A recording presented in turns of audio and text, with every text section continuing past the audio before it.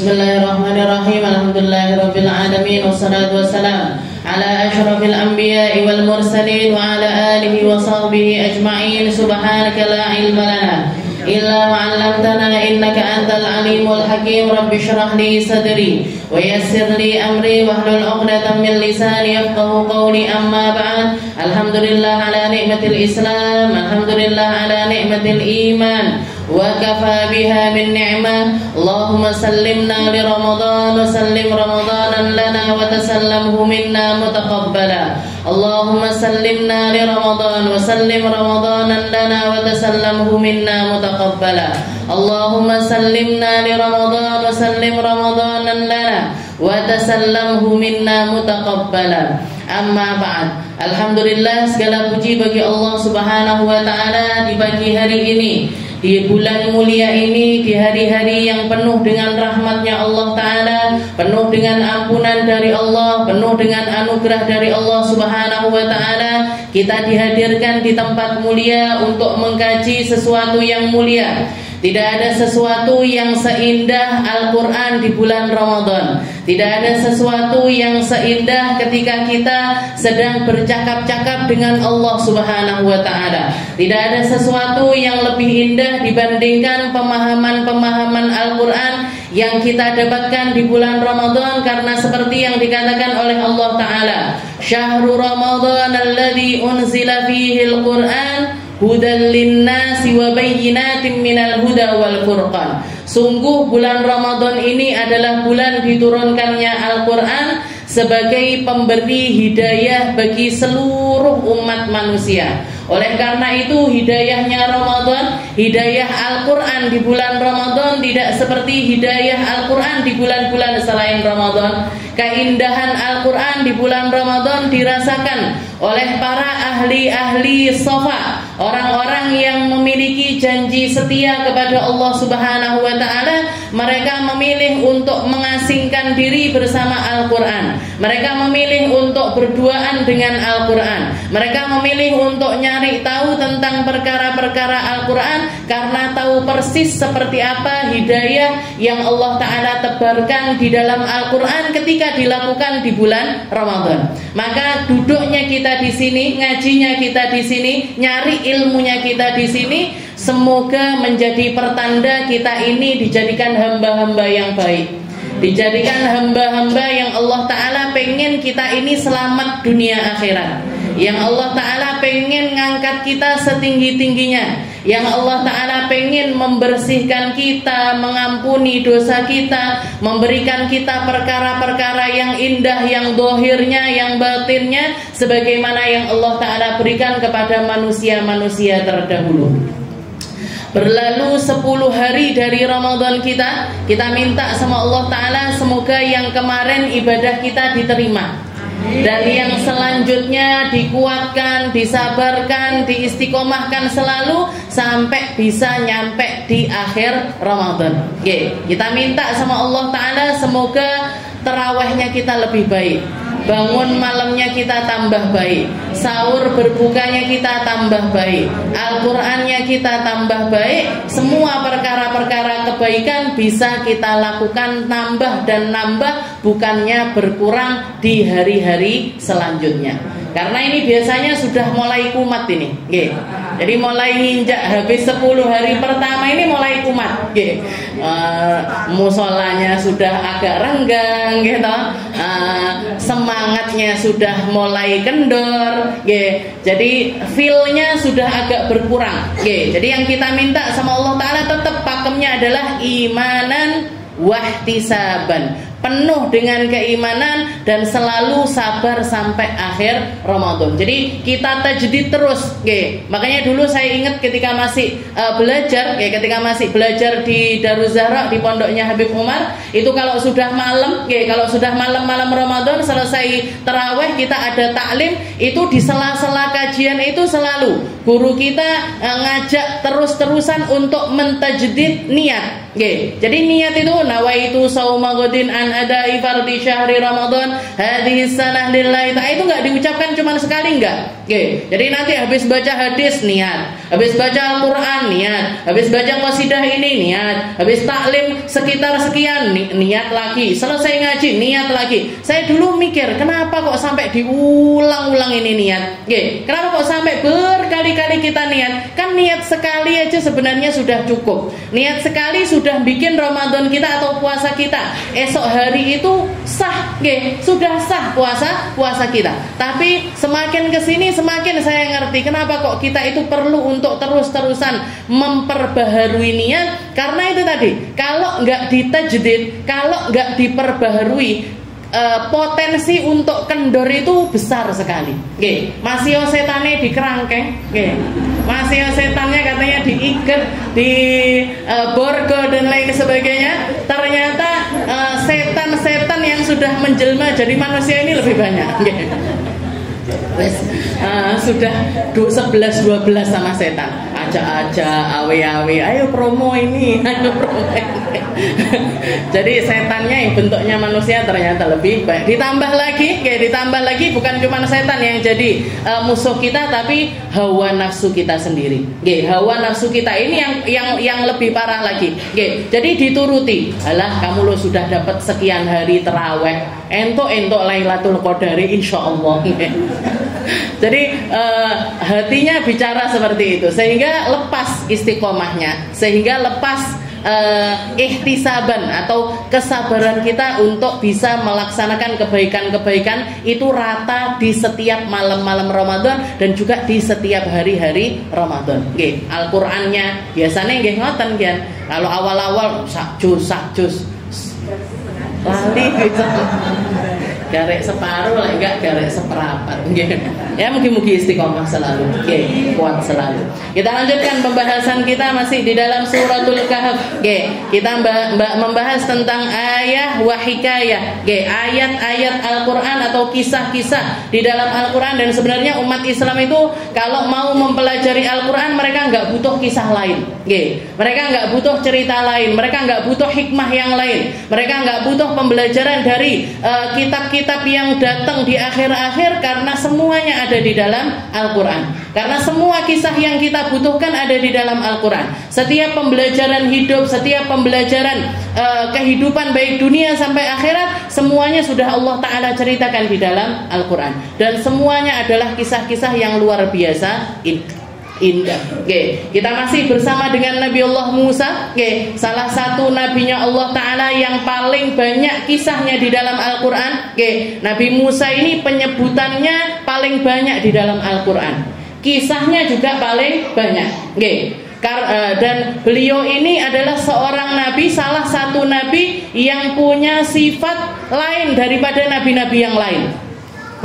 Kalau orang soleh itu kan biasanya diem, diem, anteng, manut, jadi opo jare Gusti Allah Ta'ala nyuruh gini dituruti, Allah Ta'ala nyuruh gini dituruti. Tapi Nabi Allah Musa ini termasuk seorang nabi yang banyak berengkelnya, termasuk salah seorang nabi yang banyak ngenyangnya, salah seorang nabi yang banyak protesnya sama Allah Subhanahu wa Ta'ala, bahkan ngamuk juga. Satu-satunya nabi yang pernah nempeleng partnernya di dalam dakwah ya cuma Nabi Allah Musa. Nabi Allah Harun ditempeleng, Bu. Ditempeleng kepalanya sama fa'akhadha bi ra'sihi katanya. Jadi Nabi Musa itu nempeleng Nabi Allah Harun karena ngelihat ketika ditinggal beberapa hari sama Nabi Musa, umatnya ini agak goyang. Bahkan satu-satunya nabi yang pernah nyulek malaikat maut ini cuma Nabi Musa. Malaikat maut diculek ini cuma Nabi Musa. Datang malaikat maut mau ngambil nyawanya Nabi Musa.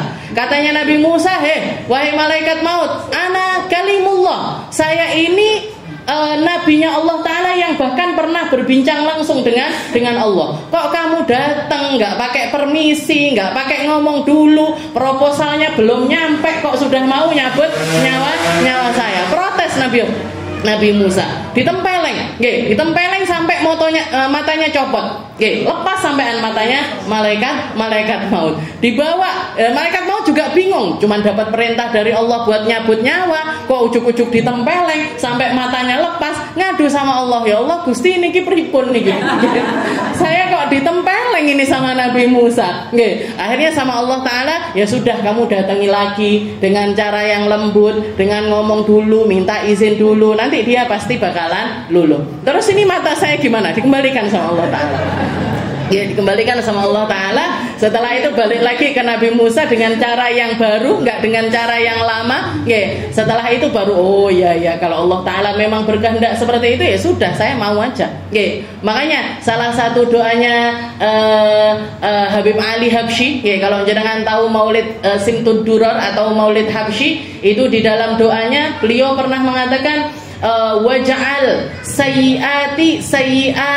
sayyi'atu man ahbabta.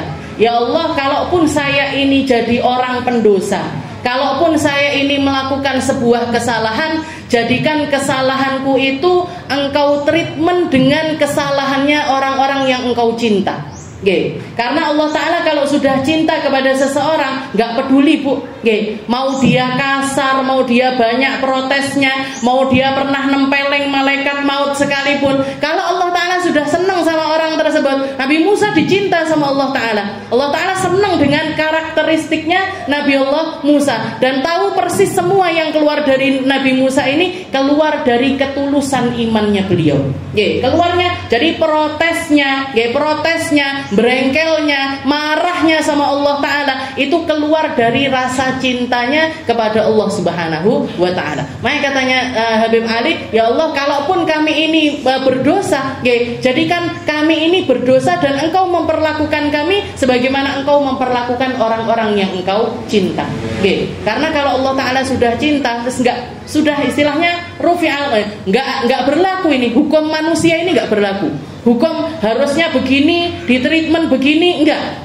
Harusnya kalau orang seperti ini diperlakukan seperti ini, enggak berlaku lagi.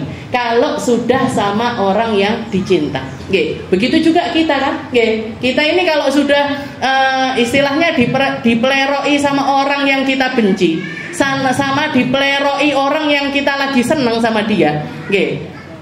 Nggak kroso dulu bu, diinget-inget dulu, ketika zaman umur 17, 18, dipleroi sama orang yang kita benci, ini apa? Memangnya saya nggak bisa melerok genti, gitu kan? Tapi kalau yang melerok orang yang kita cinta, yang kita suka, rasanya manis. Duh, kok meleroi aku? Dinotis aku ternyata.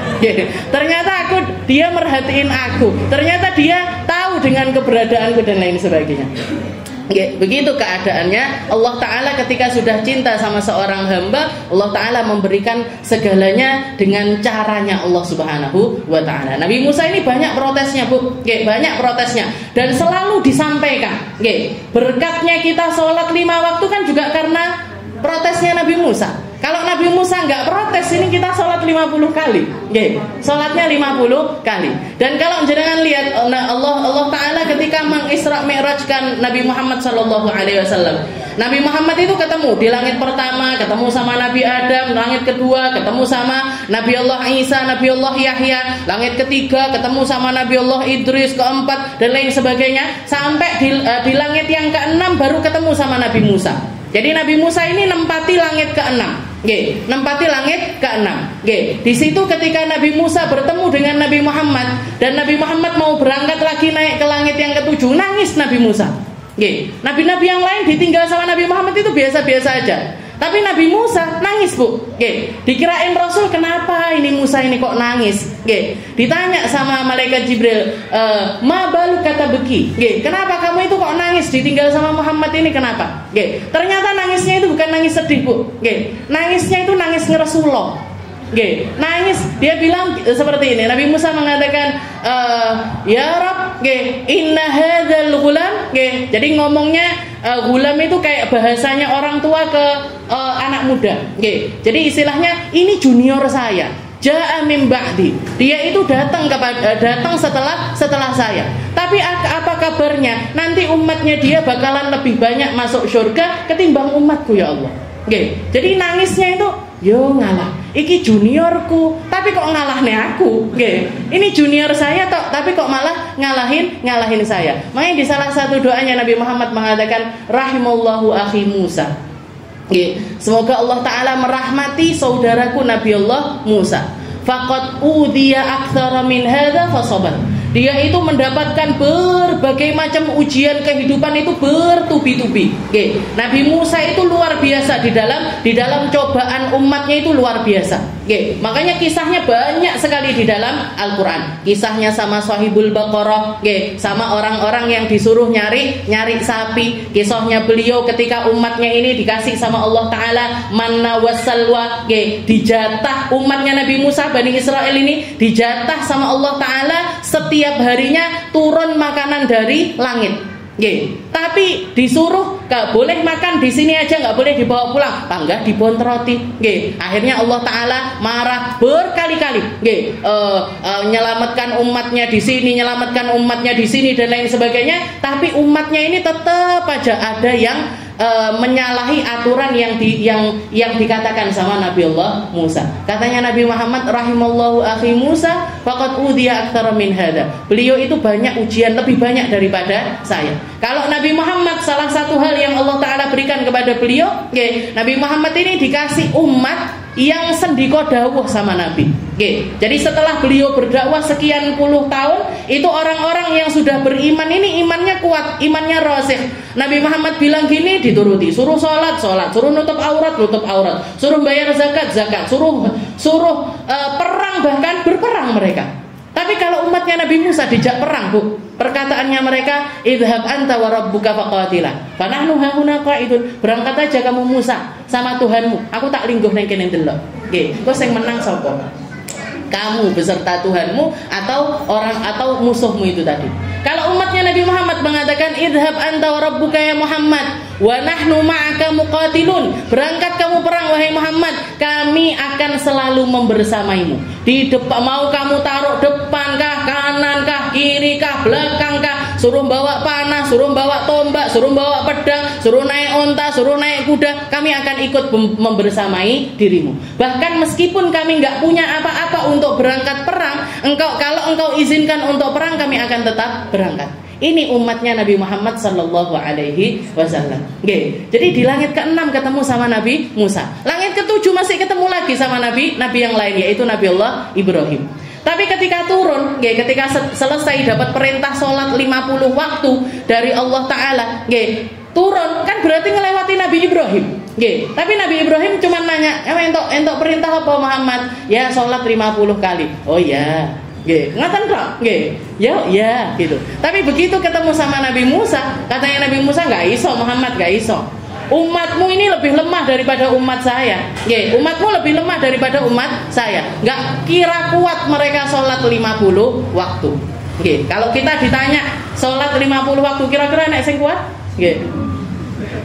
Gak kira ada yang kuat, gak kira ada yang kuat, sak jam, istilahnya sak jam sholat lagi, sak jam lagi sholat lagi. Kalau 1 jam sholat sekali aja cuma dapat 24 jam.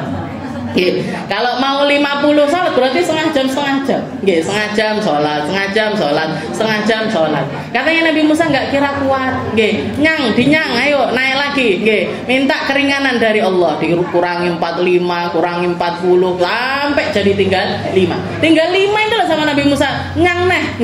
Katanya Nabi Muhammad faqad istahyaitu min rabbi, wes isin nggak kepala. Malu luar biasa. Kalau sampai tinggal 5 juga masih diminta keringanan sama Allah taala, saya sudah malu. Ya sudahlah, sholat 5 kali di dalam sehari. Itu pun 1 kali sholatnya dianggap semacam 10 kali sholat. Jadi 5 kali sholat, tapi pahalanya seperti 50 kali sholat. Berkatnya siapa? Nabi Musa. Jadi Nabi Musa ini kisahnya memang paling banyak di dalam Al-Quran. Makanya kita membahas kemarin nyampe ke ayat yang ke-60 dan 61. Wa il qala Musa li fatahu la abru hatta ablugha majma'al bahraini aw amdiya huquba. Falamma balagha majma'a bainihima nasiya hutahuma fattakhadha sabilahu fil bahri saraba. Jadi di situ Nabi Musa mengatakan kepada muridnya yaitu Yusha bin Nun, la abrahu hatta ablugha majma'al bahraini aw amdiya huquba. Kaki ini nggak akan pernah berhenti berjalan sampai saya ketemu sama orang yang dikatakan sama Allah Ta'ala dia memiliki ilmu yang saya nggak punya ilmu tersebut. Au amdiya huquba, meskipun harus berjalan 70 tahun, 80 tahun, 90 tahun, 100 tahun sekalipun, kalau saya kaki ini nggak akan pernah berhenti sampai saya ketemu sama orang tersebut. Makanya di sini dikatakan ini sirrul liqa. Jadi rahasia dari pertemuan-pertemuan itu adalah sesuatu yang nggak bisa diungkapkan dengan apapun. Nyari sambungan sama orang baik, nyari sambungan sama orang baik itu adalah sebuah kenikmatan yang luar biasa indah yang Allah Ta'ala jatahkan kepada orang-orang yang Allah Ta'ala ingin muliakan kepada hamba tersebut. Makanya nggak ada pertemuan yang sia-sia, Bu. Jenengan diketemukan sama saya diketemukan sama jenengan. Ini bukan sesuatu yang cuman datang begitu saja, enggak. Tapi ada berbagai macam kemuliaan, ada berbagai macam hikmah, ada berbagai macam hal-hal yang indah yang Allah Ta'ala ingin berikan baik kepada saya ataupun kepada jenengan. Jadi sirrul liqa, pertemuan sama orang-orang yang dibangun dari rasa keimanan kepada Allah Ta'ala serta penghormatan kepada sesuatu yang Allah Ta'ala turunkan, itu adalah sesuatu yang luar biasa indah. Makanya guru saya mengatakan musahabatur rijali dawil wafai naimul khuldi fi daril fanai. Gak ada di atas muka bumi ini DP rasa surga semacam ketika kita ketemu sama para ahlul wafa, sama orang-orang yang memilih untuk hidup di dunia ini dengan memegang janji setia kepada Allah Subhanahu wa Ta'ala.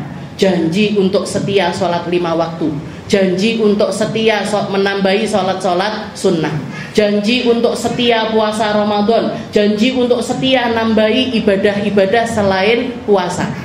Janji setia untuk jadi orang yang berakhlak yang baik, janji setia untuk berlisan dengan lisan yang mulia, janji setia dan lain sebagainya. Jadi punya janji-janji yang ikatannya ini sama Allah, bukan sama manusia.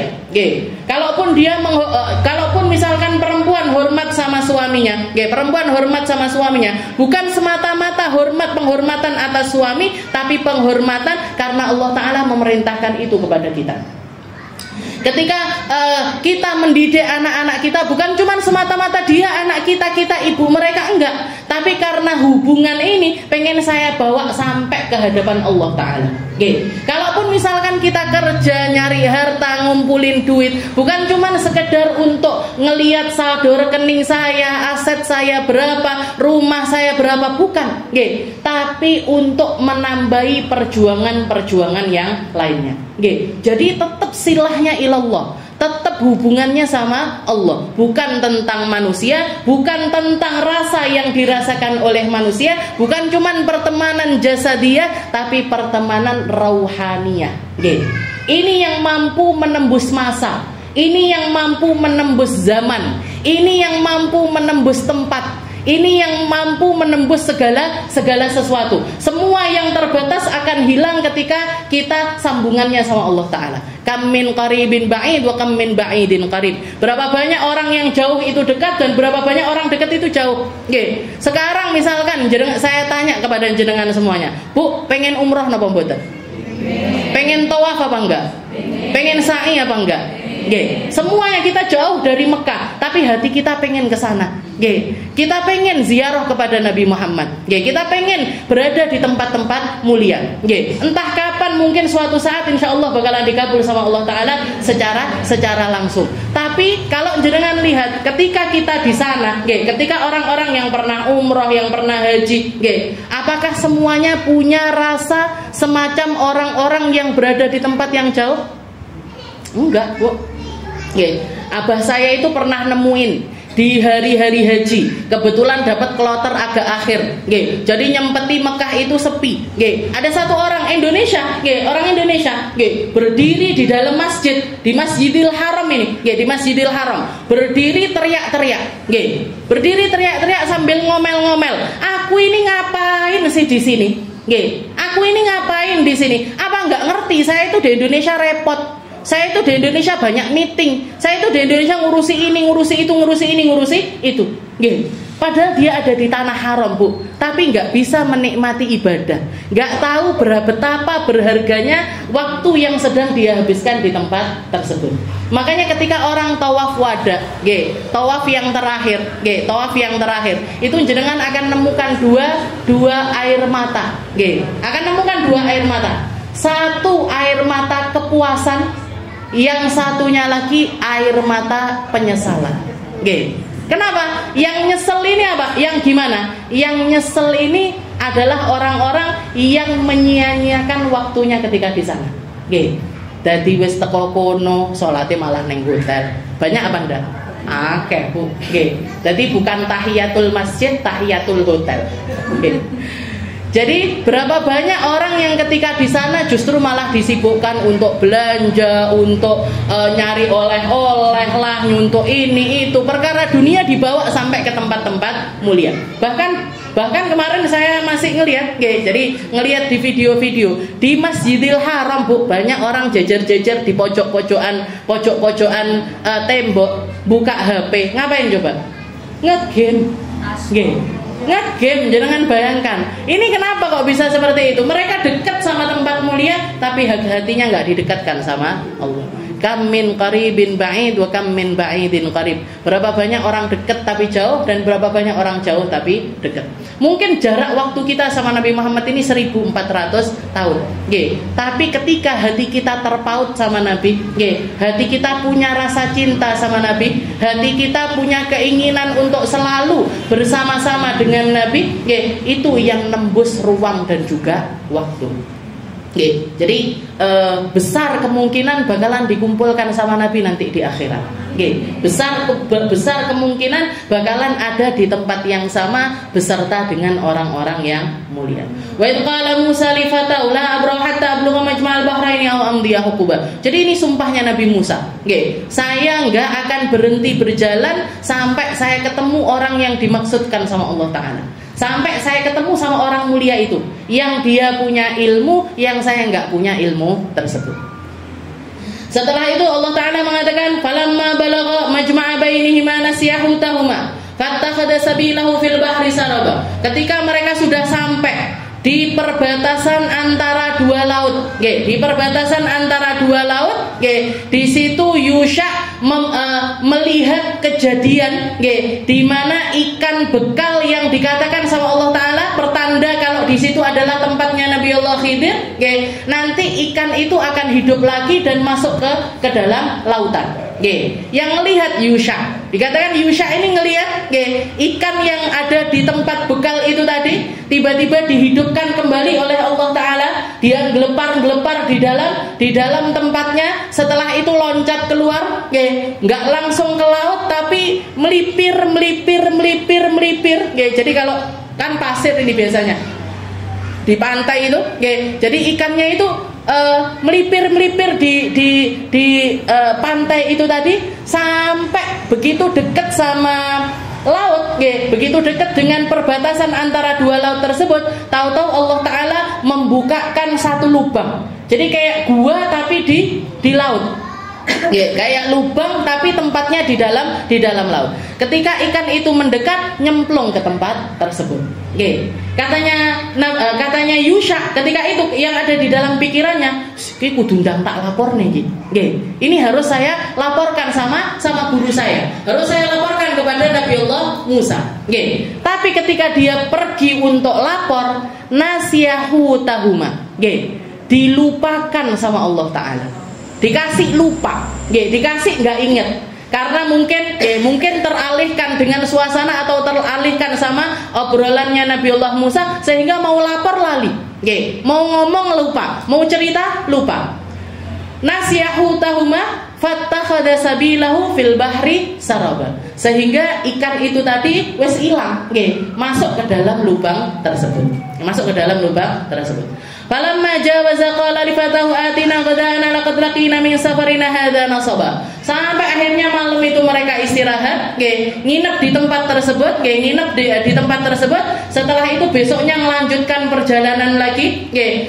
Ketika masuk waktu makan siang, nggih, di sini dikatakan falamma jawaza qala li fatahu atina ghadana laqad laqina min safarina hadza nasaba. Jadi ketika mereka sudah jalan jauh, nggih, jalan jauh sampai datang waktu makan siang, nggih. Jadi yang malam itu tadi ikan yang separuh tadi itu dimakan di waktu malam, nggih. Mereka jalan lagi mau dimakan untuk besoknya.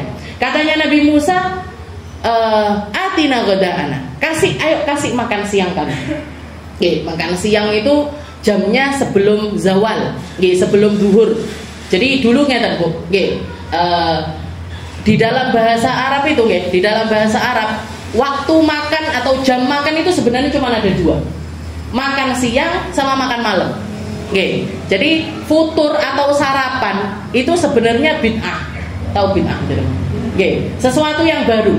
Enggak ada. Di zaman nabi-nabi terdahulu juga enggak ada.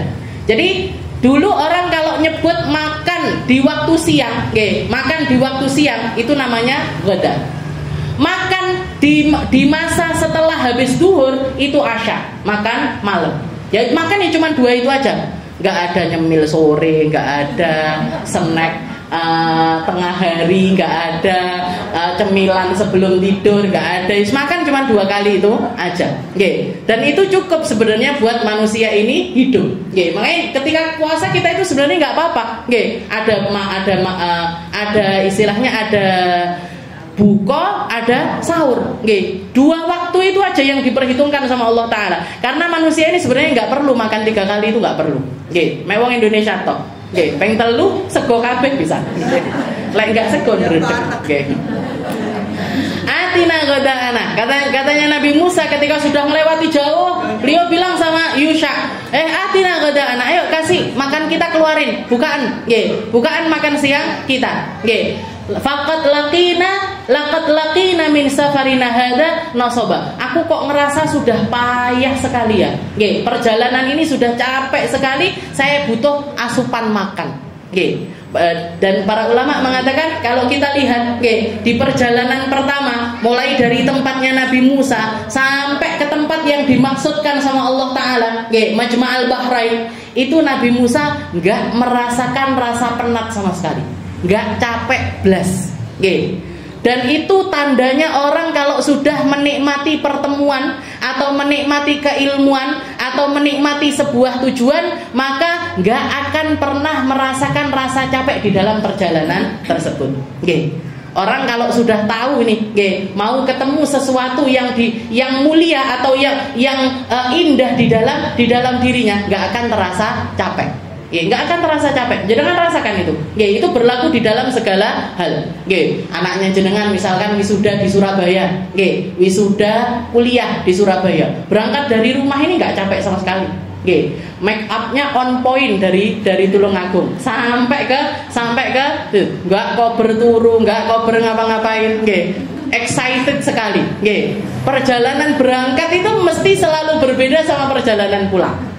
Pas pulang wis lemes kabeh, morat-marit nggih segala macam. Nggih. Ini Nabi Musa juga merasakan hal itu. Walaupun belum ketemu sama Nabi Musa, sama Nabi Allah Khidir, tapi karena tempatnya ini sudah terlewati, beliau merasakan rasa capek di perjalanan ini. Di awal itu nggak ada capeknya, tapi begitu sudah lewat, laqad laqina min safarina hadza nasaba. Aku kok capek banget ya Yusha. Keluarin coba makannya, ayo kita makan dulu. Nggih. Setelah itu beliau qala araita idza waina ila as-sakhrati fa inni nasitul hud wa ma ansanihu illa syaitanan adzkura wa takhadha sabilahu fil bahri ajaba. Dijawab sama Yusha. Katanya Yusha, "Loh, baru ingat saya nih wahai Nabi Musa." Nggih. Ingat enggak? Id awaina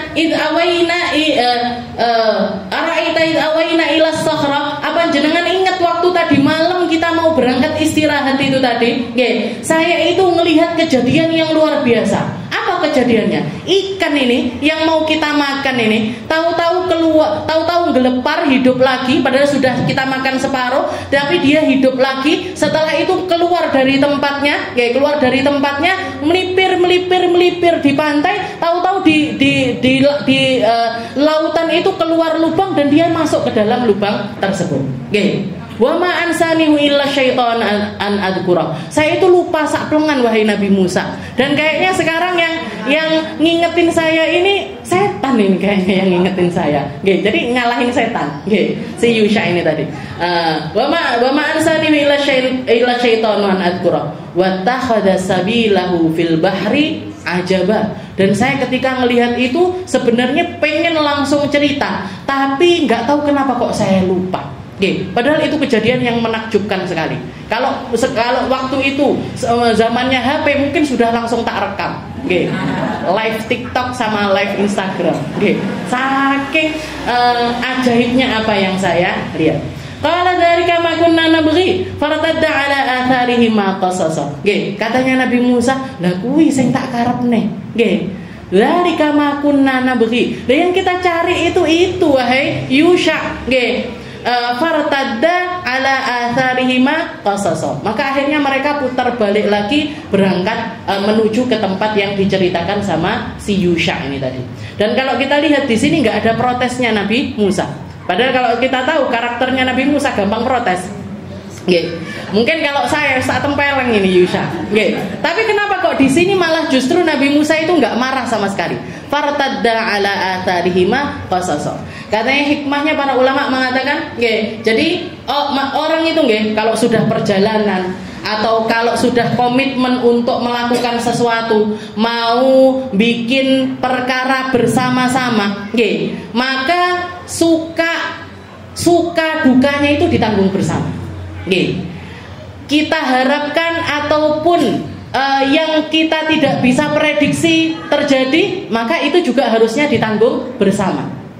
Jenengan berumah tangga sudah komitmen antara suami istri untuk membangun sebuah bahtera, untuk membangun sebuah bahtera untuk dibawa jalan menuju Allah Ta'ala bersama-sama. Tapi pasti di perjalanan itu kan banyak lika-likunya. Nanti suaminya salah paham sama istrinya, istrinya salah paham sama suaminya. Nanti mungkin bertengkar, mungkin ada masalah ini, kena masalah ekonomi, kena masalah kesehatan, kena masalah ini itu dan lain sebagainya. Maka harusnya apa yang kita lakukan? Ditanggung bareng, Bu. Karena kita komitmen bersama, maka harus dihargai bersama, maka harus dijalani bersama. Kalau jenengan punya event misalkan atau bikin sebuah kebijakan atau misalkan mau bikin suatu acara, ayo kita bikin maulutan misalkan atau miladnya Majelis Darussalam, panitia sudah bagi tugas ini begini, konsumsinya ini, nanti kita sewa gedung di sini, dananya sekian dan lain sebagainya. Yang harusnya kita lakukan apa? Bareng-bareng, dipikir bareng, dirembuk bareng, dijalankan bersama. Apapun yang terjadi nantinya, suka dukanya harus kita rasakan bersama. Sukses bersama, nggak sukses juga sama-sama. Tahu-tahu sudah ngundang orang banyak, udan deres. Ya sudah, nggak perlu kita nyalahkan ini kalau hujan nggak bisa nyalain siapa-siapa, mau nyalain Gusti Allah. Kayak kemarin saya bikin acara di masjid Al-Fatah niku. Dari pagi, dari subuh udan terus. Gimana ini? Wis enggak gimana. Ya wis niki, ini ketentuannya Allah Ta'ala, kita jalani bersama, kita sempurnakan bersama. Ada halangan, ada rintangan, ada omongan begini dari orang, ada respon, ada orang yang responnya baik, ada orang yang responnya enggak baik, ada orang yang ngasih apresiasi, ada yang orang yang nyelatu dan lain sebagainya, ditanggung bareng-bareng. Kita atas nama Junda Fatimah, kita atas nama satu kelompok manusia, bukan tentang acara pribadi saya. Jadi seperti itu harusnya kita itu kalau melakukan, bahkan walaupun misalkan itu dilakukan oleh dua orang, kayak Nabi Musa sama Yusha ini tadi, budal bareng, resiko si Yusha ini tadi lupa, dilupakan sama Allah Ta'ala, dibikin lupa sama Allah Ta'ala, gak ada kewenangan Nabi Musa untuk nyelatu Yusha. Ya wes, salah nggih kebablasan yo balik putar balik bareng nggih putar baliknya bersama-sama fartadda ala atharihima qasasa maka mereka kembali mengikuti alur jalan yang pertama kali mereka jalani. Jadi istilahnya balik lagi ke jalan yang tadi itu mereka lewati. Kososo. Jadi kososo itu kayak langkah memang liwati pohon mana ya. Kalau zaman dulu kan mungkin belum ada penanda jalan, belum ada aspal, belum ada apa-apa. Ayo kita cari jalan seperti yang tadi kita lewati. Fartadda ala atharihima kososo. Begitu nyampe ke tempat tersebut, sudah nyampe ke tepi laut ini tadi, excited lagi. Yusha, di sini Nabi Musa, di sini nih, bahkan jalan liku-likunya si ikan ini tadi ketika menjelang dia masuk ke dalam laut itu masih nampak. Belum hilang, karena belum sampai berhari-hari kan. Jadi ini loh di sini nih loh ikannya ini tadi nyemplung lagi di sini. Lihat dia ngelewati jalan yang begitu panjang sampai masuk ke dalam laut. Maka dikatakan fawajada, begitu kelihatan tempatnya, Nabi Musa nengok ke kanan, nengok ke kiri, maka di situ dikatakan fawajada abdan min ibadina, atainahu rahmatan min indina, wa 'allamnahu min ladunna ilma. Disitulah Nabi Musa ketemu sama Nabi Allah Khidir. Dikatakan Nabi Musa ketika nengok kanan kiri kelihatan ada orang duduk di atas batu besar, kepalanya ini ditutup. Faghatta ra'sah, dia itu pakai penutup wajah. Nabi Musa datengin Nabi Allah Khidir, setelah itu mengucapkan salam kepada beliau, assalamualaikum, faradda alaihi salam, dijawab salamnya sama Nabi Allah Khidir. Setelah itu dibuka penutup kepalanya, penutup kepalanya yang dibuka sama Nabi Allah Khidir. Setelah itu ditanya, ma balu rajulin atani, kok ada orang datengin saya? Saya ini bukan orang yang perlu didatengin orang. Saya ini bukan orang yang terkenal. Saya ini bukan orang yang biasa dikunjungi oleh orang. Ini kenapa kok tahu-tahu ada orang datang kepada saya? Man anta? Kamu siapa? Kamu siapa? Ditanya sama Nabi Khidir. Maka Nabi Musa mengatakan, ana Musa. Ana Musa, kalimullah. Saya adalah Musa, orang yang pernah diajak ngobrol sama Allah Ta'ala. Dijawab sama Nabi Khidir, Musa Bani Israel, kamu Musa yang dakwah di Bani Israel, naam, ya saya orang yang dakwah yang dapat perintah dari Allah Ta'ala untuk dakwah kepada Bani Israel. Kamu Musa yang dapat Taurat dari Allah Ta'ala, iya. Kamu Musa yang pernah berbicara dengan Allah Ta'ala, iya. Kamu Musa yang mendapatkan wahyu dari Allah Ta'ala, iya. Terus kalau kamu sudah mendapatkan itu semuanya, ngapain kamu datengin saya? Kalau kamu sudah mendapatkan itu semuanya, ngapain kamu itu datang kepada saya? Ya saya pengen aja ketemu sama kamu. Saya sudah diizinkan sama Allah Ta'ala dan diceritakan sama Nabi Musa. Setelah itu Nabi Khidir ini masih tetap dengan penolakannya. Istilahnya ngali wae, kamu balik wae, dakwah wae sing genah, pergi balik kamu ke kaummu. Digitukan sama Nabi Khidir, tapi Nabi Musa tetap minta untuk ikut sama Nabi Allah Khidir. Setelah itu akhirnya Nabi Khidir mengatakan, ya Musa, wahai Musa, inna liya ilmun laisa anta bita'lam bih. Saya itu punya ilmu yang kamu enggak ngerti, yang kamu enggak punya ilmu tersebut. Dan kamu punya ilmu yang saya juga enggak ngerti ilmu tersebut. Maka ayo kita dengan ilmu kita masing-masing ngambil peran di tempat kita masing-masing. Gak perlu kamu tahu tentang saya juga gak perlu tahu tentang kamu. Kamu untuk dakwah di umatmu. Umatmu ini masih perlu banyak pembenahan. Umatmu ini masih perlu banyak untuk disadarkan. Umatmu ini masih perlu banyak didakwai dan lain sebagainya. Kok kamu malah berangkat ke sini? Tapi terus Nabi Musa ini ngerayu Nabi Allah Khidir untuk diizinkan menjadi muridnya beliau. Dan di sini kalau kita lihat Allah Ta'ala mengatakan fawajada abdan min ibadina. Jadi ketika di tempat itulah Nabi Musa bertemu dengan salah seorang hambaku, abdun min ibadina, hamba dari hamba-hambaku. Oke, berarti yang di istilahnya Allah Ta'ala ini salah satu perkara yang paling menonjol yang ada pada diri Nabi Allah Khidir adalah penghambaannya yang luar biasa kepada Allah Subhanahu wa Ta'ala. Oke, jadi berarti istilahnya gampangnya beliau ini adalah orang yang bersungguh-sungguh di dalam ibadahnya sehingga mendapatkan apresiasi itu dari Allah Ta'ala. Oke, dilantik sama Allah Ta'ala iki loh. Kalau kamu pengen tahu tentang hambaku ya kayak gini. Kalau kamu pengen niru tentang hambaku ya semacam ini.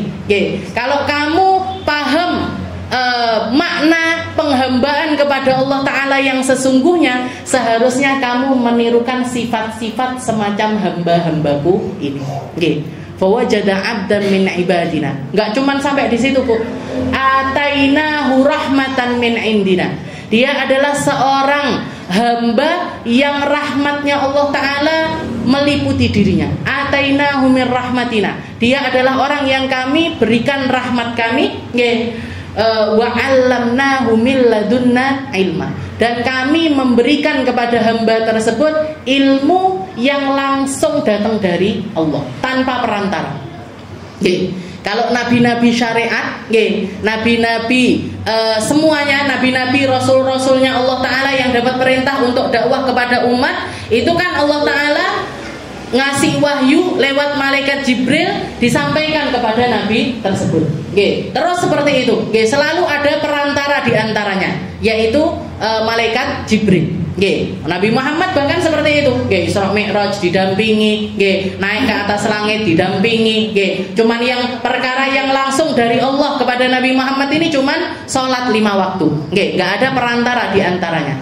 Tapi yang lainnya semuanya ada perantaranya. Tapi di sini Nabi Khidir ini dikatakan wa 'allamnahu min ladunna ilma. Dia ini kami berikan ilmu yang tanpa perantara.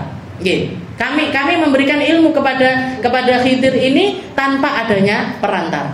Kenapa? Karena memang ilmunya itu nggak patut untuk diperantarai. Gampangnya gini, ilmu yang Allah Ta'ala berikan kepada Nabi Allah Khidir adalah ilmu yang untuk dirinya sendiri, bukan untuk didakwahkan kepada manusia. Jadi di sini Allah Ta'ala pengen memberitahu kepada kita ada berbagai macam ilmu yang Allah Ta'ala berikan dengan caranya, gak harus dengan cara yang normalnya manusia dapat ilmu.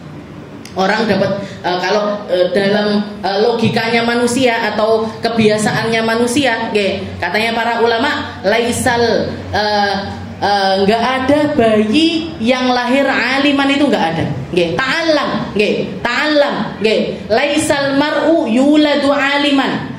Belajarlah kalian karena tidak ada satu bayi pun yang lahir langsung punya ilmu, itu nggak ada. Tapi kalau Allah Ta'ala pengen ada orang langsung dapat ilmu tanpa ada perantara, Allah Ta'ala juga bisa. Sakarepe Gusti Allah. Allah Ta'ala itu mau bikin makhluk semacam apa, dengan cara bagaimana, ini hanya sebagian kecil dari yang ditampakkan sama Allah. Yang enggak ditampakkan lebih banyak lagi. Atainahu min ladunna ilma. Saya kasih dia ilmu tanpa perantara. Dan doa ini disadur sama banyak ulama. Di antaranya adalah Syekh Abu Bakar bin Salim. Doanya yang selalu kita baca setiap kali sebelum ngaji, Allahumma inna nas'alukal ilmal ladunni wal mashrabas safil hani ya wahhab ya ghani.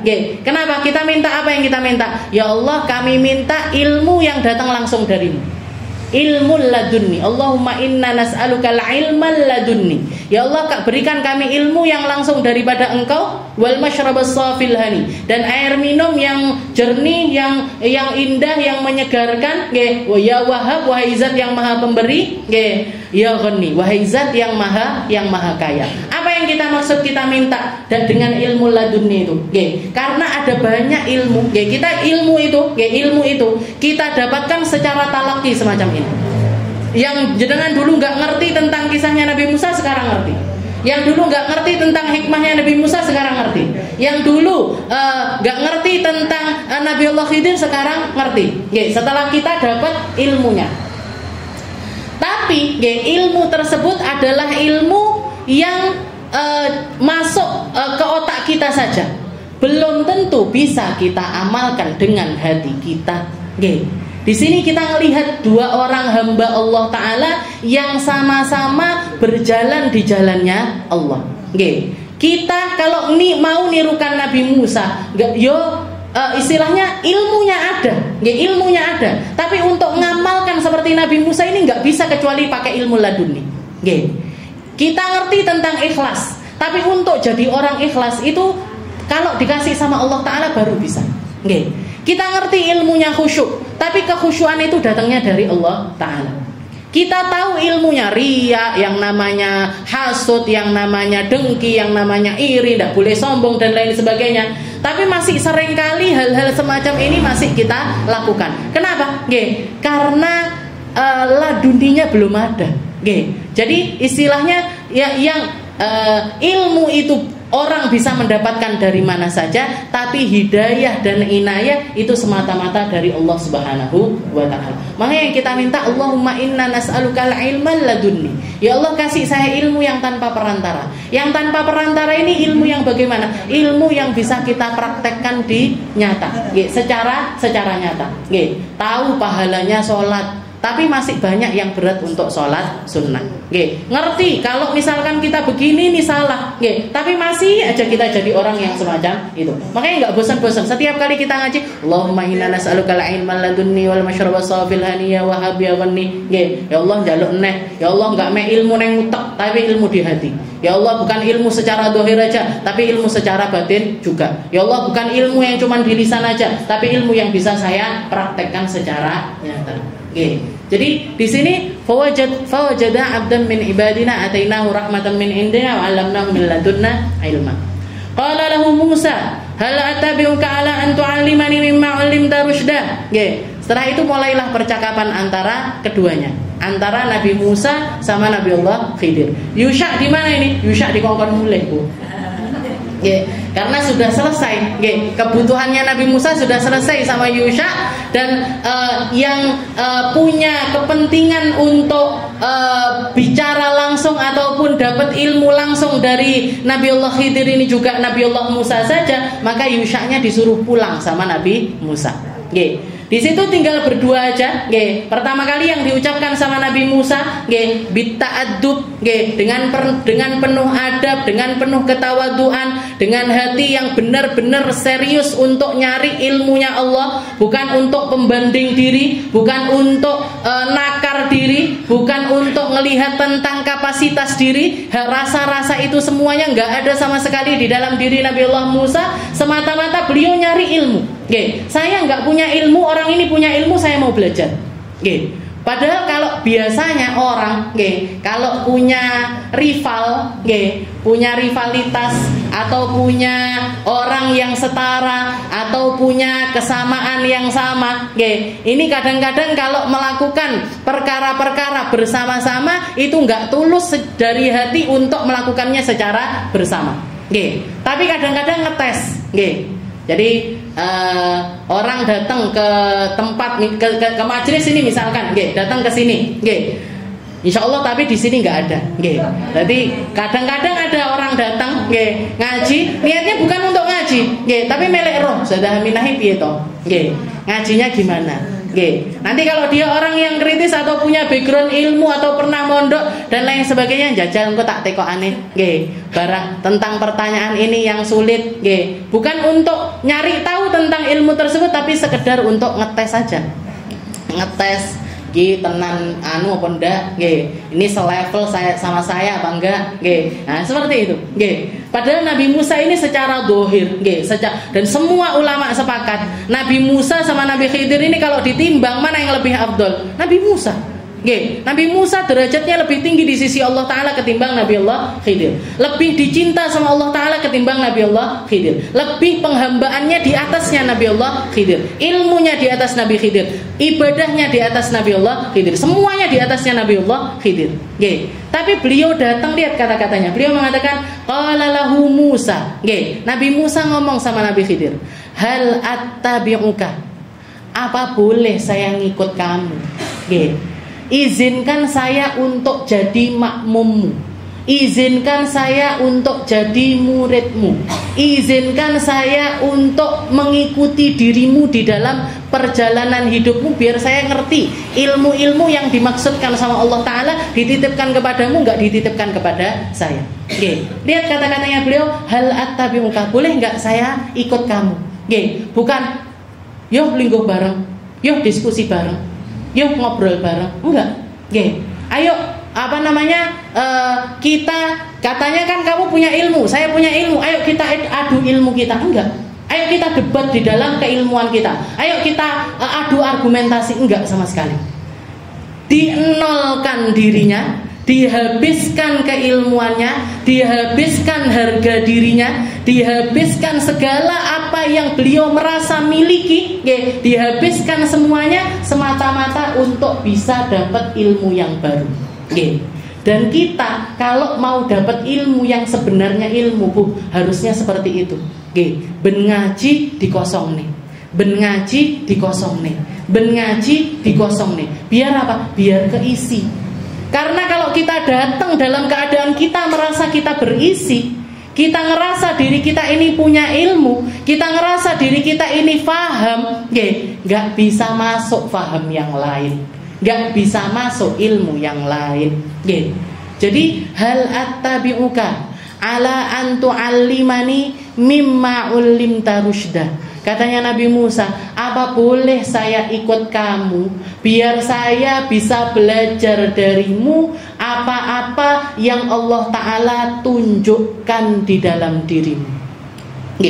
Mimma ulimta rusyda, perkara-perkara yang Allah Ta'ala berikan ilmu petunjuk itu kepada dirimu. Ala antu alimani, ajarin saya, tolong ajarin saya, izinkan saya ngikut, izinkan saya di belakangmu, izinkan saya untuk belajar darimu.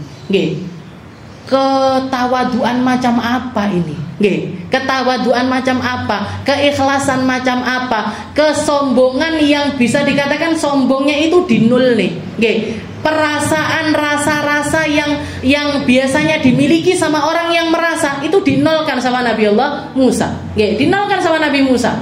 Dan ini yang diajarkan ilmu ini. Jenengan kalau mau lihat ilmu yang semacam ini yang masih disisakan sama Allah Ta'ala, jenengan gak akan melihatnya kecuali di pesantren, kecuali di pondok, kecuali di tempat-tempat yang di situ ilmunya Allah Ta'ala dijunjung setinggi-tingginya, dan murid ini untuk mendapatkannya harus merendah serendah-rendahnya.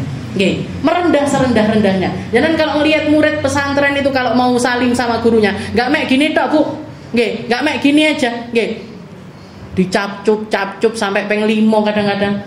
Kadang-kadang masuk ke rumah gurunya, ngelihat sandal gurunya aja loh, udah bergetar dia. Ini hubungan antara murid sama guru yang masih tersisa seperti yang dirasakan sama Nabi Allah Musa, atau sepercik dari apa yang dirasakan sama Nabi Allah Musa, jenengan gak akan menemukannya kecuali di pesantren. Bahkan nggak semua pesantren pun mendapatkan hal yang semacam ini, punya akhlak, punya adab yang semacam ini. Hanya pesantren-pesantren yang berbasis salaf, orang-orang yang ngajinya itu ngaji salaf, yang runduk sama gurunya, dikongkon gurune sendiko dawuh, disuruh gurunya begini, suruh waktunya belajar disuruh masak, waktunya belajar disuruh nguras jeding, waktunya belajar suruh bersih-bersih ini, dan dia menganggap ya nggih sama guru, pokoknya nggih tok, dek enek enggak Kalau jenengan lihat di sekolahan-sekolahan umum, di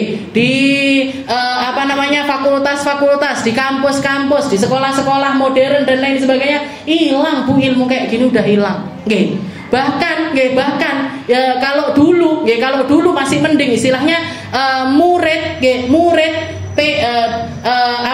mungkin nggak bisa beradab sama gurunya itu hanya antara murid sama guru. Nggih. Tapi sekarang yang lebih parah lagi, sak wong tuwek-tuweke melok ikut-ikutan nimbrung. Nggih. Anaknya dipukul, yang protes ibunya dipenjarakan, gurunya nggih, guru dipenjarakan, guru dilaporkan ke polisi, guru dibikin semacam itu. Jangan lihat itu akhir istilahnya dewasanya orang ini kayak gimana. Jangan lihat, nggak mungkin barokah hidupnya, nggak mungkin dapat ilmu dia, nggih. Karena sebab untuk mendapatkan ilmu itu dia nggak menjalaninya. Syarat orang punya ilmu, syarat orang dikasih ilmu sama Allah Ta'ala, dia harus mendapatkannya dengan cara merendah, bukan mendongak.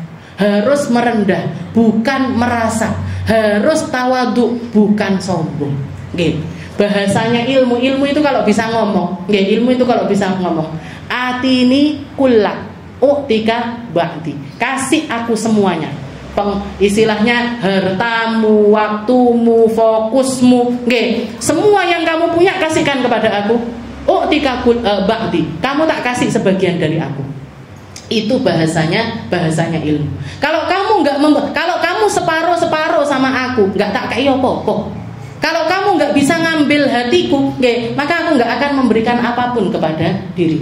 Nggih, ini yang tersisa ilmu semacam ini. Ilmu dari kalimatnya Nabi Musa, hal attabi'uka ala an tu'allimani mimma ullimta rusyda. Nggih, wahai Khidir, izinkan saya untuk ikut kamu. Izinkan saya untuk belajar darimu. Izinkan saya untuk mendapatkan petunjuk yang Allah Ta'ala berikan itu kepadamu. Merendah serendah-rendahnya. Padahal beliau orang paling mulia saat itu di atas muka bumi. Beliau orang yang paling berilmu, beliau orang yang paling ngerti. Tapi merendah serendah-rendahnya ketika tahu yang mau didapatkan ini adalah sebuah ilmu. Makanya bejobu kalau jenengan punya anak-anak yang mondok, atau kalaupun anaknya nggak sempat mondok, insya Allah nanti cucunya ini mondok. Kalau nggak cucunya mondok, yo cicite mondok. Biar tahu, biar dapat bahwasanya hal mulia hakikat penghambaan kepada Allah Ta'ala itu, hamparan awalnya itu adalah ilmu. Dan ilmu ini nggak akan bisa didapatkan kecuali dengan kita merendahkan diri di hadapan orang-orang yang kita ambil ilmu dari mereka. Ala antu alimani mimma ulimta rusda. Jadi kalau jenengan lihat ada guru-guru disalami sampai wolak-walik, dicium mungkin kakinya, dicium ngasih hadiah ini, ngasih hadiah itu kepada gurunya. Itu bukan sesuatu yang istilahnya yang terlalu berlebihan ini, hulu, gurunya ini sok-sokan apalah dan lain sebagainya. Urusan hati orang biar diurus orangnya. Kalau ada istilahnya, kalau ada kiai, ada ustadz, ada ustadzah, ada orang yang punya ilmu terus dia itu memanfaatkan keilmuannya untuk perkara-perkara duniawi, pengen penghormatan, pengen harta, pengen popularitas dan lain sebagainya, itu urusan hatinya dia sama Allah Ta'ala. Kita nggak perlu ngurusi tentang hal tersebut. Tapi yang pasti orang-orang yang dapat ilmu ngambil dari mereka, kalau mereka ngambilnya ini dengan cara merendah, yang beruntung adalah si murid tersebut. Makanya dulu saya ketika di pondok itu sampai ngelamar khidmah. Sampai ngelamar untuk bersih-bersih di rumahnya ustadzah-ustadzah itu, sampai ngelamar kita. Padahal guru saya Bapak Khadijah itu punya peraturan yang boleh khidmah di rumah-rumahnya ustadzah-ustadzah ini, ahlul bait atau keluarganya pondok ini, yang boleh khidmah di tempat tersebut nggak boleh syarifah. Syarifah itu orang-orang yang nasabnya itu punya sambungan sama Rasulullah, itu nggak boleh. Habib Segaf itu nggak boleh syarifah bersih-bersih rumahnya, bersihin sawang, bersihkan kamar mandi, nggak boleh.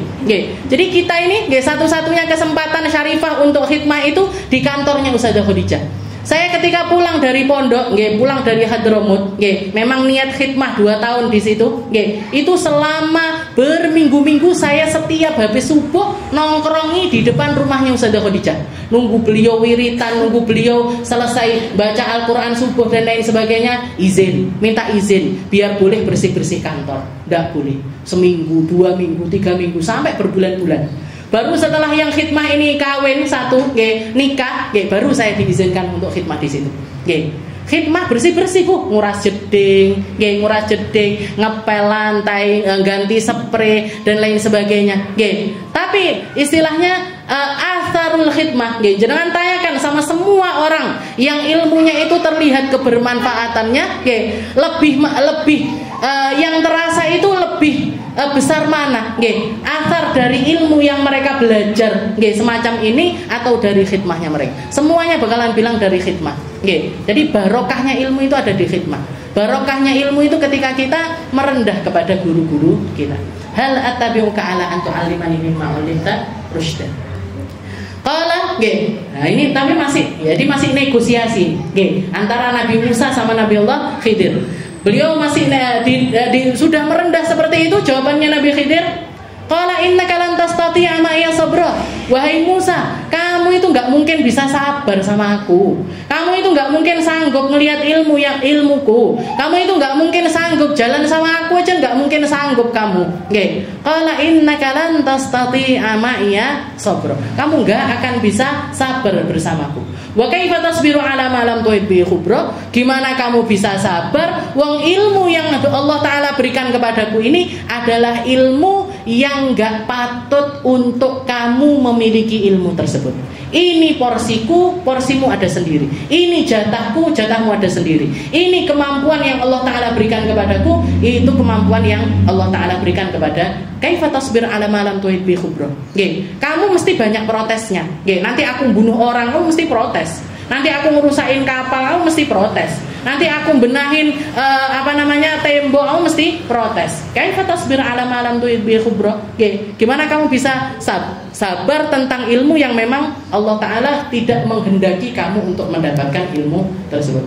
Qala, sekira masih ngerayu lagi, qala satajiduni insyaallahu sabiran wala aksi laka amra. Insyaallah aku sabar.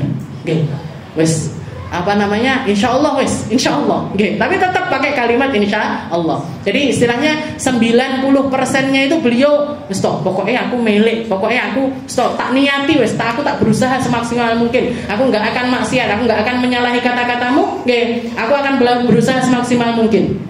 Tapi tetap pakai kalimat insya Allah. Okay. Maka di akhir Nabi Khidir mengatakan, qala fa in ittaba'tani fala tas'alni an syai'in hatta udita laka minhu dzikra. Syaratnya kalau kamu mau ikut sama aku, syaratnya adalah mingkem. Okay. Mingkem. Jangan komentar apa-apa, jangan ngomong apa-apa, jangan protes tentang apapun. Okay. Nanti kalau memang sudah waktunya aku untuk ngasih tahu, saya akan memberitahukan. Qala fa in taba'tani fala tas'alni an syai'in hatta uhdita laka minhu dzikra wallahu a'lam bis-shawab. Insyaallah kita lanjutkan di pertemuan kita yang selanjutnya.